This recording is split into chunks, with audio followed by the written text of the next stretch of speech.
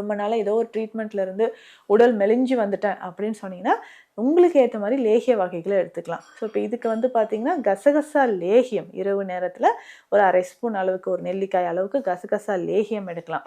காலை நேரத்தில் நெல்லிக்காய் லேகியமோ இல்லை தேற்றான் கொட்டை இல்லைன்னா வெண்பூசணி லேகியமோ நீங்கள் எடுத்துக்கலாம். ஸோ இந்த மாதிரி காலையில் நம்ம இந்த லேகியமும் இரவு நேரத்தில் கசகசா லேகியமும் நீங்கள் பயன்படுத்திட்டு வந்தீங்கன்னா அந்த உடல் சூடு குறைந்து கொஞ்சம் கொஞ்சமாக உடல் தேகம் நல்லாவே தேர ஆரம்பிச்சிருங்க.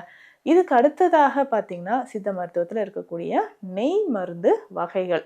நெய் மருந்து வகைகளை நம்ம ரெகுலராக எடுத்துக்கும் போது உடல் நலம் ஆரோக்கியமாக இருக்கும் அப்படின்னு சொல்லலாம். நெய் வகை மருந்துகளில் இதில் முக்கியமாக பார்த்தீங்கன்னா அதிமதுரம் நெய் எடுத்துக்கலாம்.